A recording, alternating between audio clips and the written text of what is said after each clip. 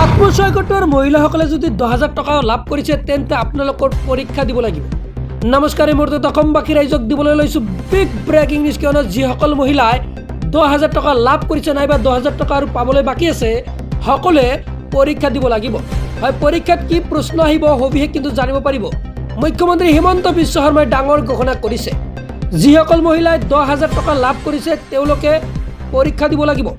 পৰীক্ষাত পাছ কৰিলে লাভ কৰিব পৰৱৰ্তী 25,000 টকা আৰু তাৰ পিছতে 50,000 টকা লাভ কৰিব। অৰ্থাৎ মুখ্যমন্ত্ৰী হিমন্ত বিশ্ব শৰ্মা ছাৰে মহিলাসকলক যি লাখপতি অৰ্থাৎ লাখপতিৰ পৰা মহা লাখপতি বনাব তাৰ বাবে পৰীক্ষা দিব লাগিব। আৰু পৰীক্ষাত কি সুধিব, কি প্ৰশ্ন সুধিব মই আপোনালোকক এতিয়া সবিশেষ জনাই আছোঁ। সেয়েহে ভিডিঅ'টো যিমান পাৰে বেছিকৈ শ্বেয়াৰ কৰি দিব।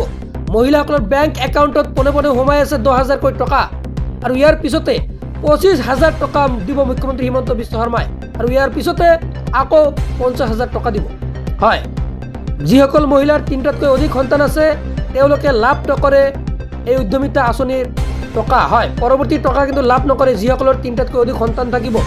আৰু পৰীক্ষাত মাত্ৰ এটাই প্ৰশ্ন সুধিব যে আপোনাৰ সন্তান কিমান। যদি আপুনি 3টাতকৈ বেছি উত্তৰ দিয়ে তেনে ক্ষেত্ৰত লাভ নকৰিব আপুনি টকা, পৰৱৰ্তী টকা। আৰু এই পৰীক্ষাত আপুনি জাষ্ট ভালদৰে ব্যৱহাৰ যদি টকা খৰচ কৰে তেনে ক্ষেত্ৰতে লাভ কৰিব টকা। আজিকালি দিবলগীয়া আপডেট আজিলৈ ধন্যবাদ।